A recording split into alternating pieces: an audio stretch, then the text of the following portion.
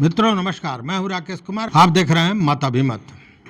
मित्रों, सरकार के नाक के नीचे जहां नीतीश सरकार भ्रष्टाचार पर जीरो टॉलरेंस की बात करती रही है, वहां सरकार के नाक के नीचे मतलब राजधानी में ही ऐसे ऐसे घोटाले सामने आए हैं जो देखने और सुनने के बाद लगता है कि पूरी सरकार या यूँ कहे कि हर संस्था कहीं न कहीं भ्रष्टाचार में आकंठ डूबा हुआ है।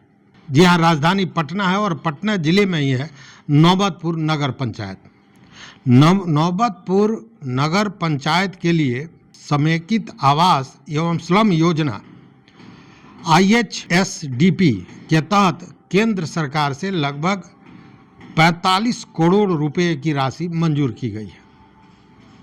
देखिए, राशि मंजूर की जाती है कि जो क्षेत्र में स्लम एरिया है, जो झुग्गी झोपड़ी है, उसका किस तरह विकास किया जाए, वहाँ के लोगों का जीवन किस तरह से बेहतर बनाया जा सके। इसी के लिए योजना होती है समेकित आवास एवं स्लम योजना, और इसी के तहत भारत सरकार द्वारा भेजा गया पैसा 45 करोड़ रुपया। लेकिन जब पैसा भेजा गया स्लम एरिया के विभाग के लिए तो सबको खुश होना चाहिए, कहना चाहिए बड़ी अच्छी बात है भाई, स्लम एरिया का विकास होगा। लेकिन यहाँ तो मामला उल्टा पड़ गया। अब इस बात को लेकर हंगामा बरपा हो गया है। इस बात को लेकर चारों तरफ चर्चा हो रही है कि ये कैसा भ्रष्टाचार है भाई। कारण यह है कि नौबतपुर नगर पंचायत में कोई स्लम एरिया है ही नहीं, कोई झुग्गी झोपड़ी की बस्ती है ही नहीं। तो जब बस्ती ही नहीं है तो फिर स्लम विकास योजना में 45 करोड़ रुपया आया तो कहाँ से आया और कैसे आया, यह बड़ी बात है। तो इसको लेकर जो मीडिया रिपोर्ट्स हैं या सूत्रों की भी माने तो यह है कि नगर पंचायत बोर्ड से फर्जी स्लम बस्तियों को दिखाकर बताकर इस योजना की स्वीकृति के लिए भेजा गया था। और आवास विभाग को जब ये भेजा गया तो आवास विभाग के माध्यम से उस जो योजना जो बनाई गई थी, जो प्रोजेक्ट बनाया गया था, उसको भारत सरकार को भेजा गया और भारत सरकार द्वारा 45 करोड़ रुपया इस मद में स्वीकृत किया गया। और सबसे बड़ी बात है कि जो चीज़ें सामने आई है उसमें यह पता चलता है, बताते हैं, मीडिया रिपोर्ट भी है कि लगभग 3.5 करोड़ रुपए का तो सीधे घोटाला कर लिया गया। और उसके बाद योजना का लाभ जिन लोगों को देना था, जिन लाभार्थियों को देना था, तो स्लम एरिया तो था नहीं, झुग्गी झोपड़ी थी नहीं, गरीब वहाँ उस तरह के नहीं थे जिसके लिए योजना है। तो फिर इसका लाभ किसको दिया गया? तो लाभ उनको दिया गया है जो बहुत से लोग हैं ऐसे हैं जो सरकारी नौकरी में हैं, बहुत लोग ऐसे हैं जिनके पास कृषि की काफ़ी ज़मीन है, उनको प्रभावित किया गया। बहुत लोग ऐसे हैं जो किसी न किसी के सगे संबंधी हैं जो इस धंधे से, इस काम से, इस योजना से जुड़े हुए हैं। तो वैसे लोगों को लाभान्वित किया गया और 3.5 करोड़ का तो सीधा घोटाला हो ही गया।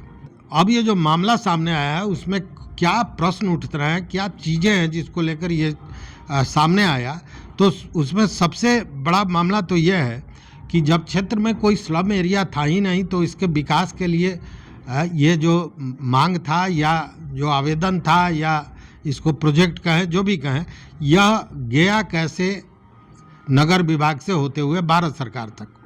तो एक ये बड़ा प्रश्न है। तो कहीं ना कहीं इसमें फर्जीवाड़ा किया गया है।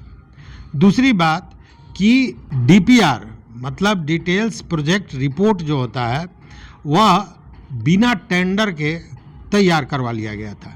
और ये एक Saryu engineering for resource development नाम की एक संस्था है, उसके द्वारा ये DPR बनवाई गई थी बिना टेंडर के, और इसके लिए बजाबते 94,83,000 रुपए का भुगतान भी किया गया था। उसके अलावा तीसरा मुद्दा जो सामने आ रहा है वो ये आ रहा है कि इसमें जो लाभुक थे वो सारे हुए थे जिनको नहीं मिलना चाहिए, मतलब वो लाभ प्राप्त करने के पात्र नहीं थे।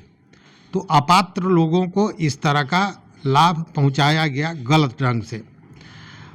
दूसरी बात कि यह काम जिसको दिया गया था वह भी जिस एनजीओ को दिया गया था वो अनुभवहीन था। इस क्षेत्र में उस एनजीओ को कोई जानकारी, कुछ भी अनुभव पहले से नहीं था। इस एनजीओ का नाम है महात्मा फुले वेलफेयर सोसाइटी, लेकिन बताया जाता है कि ये जो तत्कालिक अध्यक्ष हैं कौशल किशोर, उनके करीबी थे, इसलिए इनको यह काम दिया गया था। अब ये जब चीज़ें सामने आई तो जो स्थानीय लोग हैं, इन लोगों ने 8 मई को थाने में, नौबतपुर थाने में शिकायत दायर किया था। और शिकायत के बाद अब तक जो जांचें हुई हैं, उस जांच में तो स्पष्ट आ रहा है कि जांच अभी चल रहा है, लेकिन शुरुआती दौर में ये है कि जो प्रपोजल गया है, जो भी गया है, उसमें अध्यक्ष कौशल किशोर और जो उपाध्यक्ष हैं मीतू कुमारी, इनका नाम तो आना ही आना है।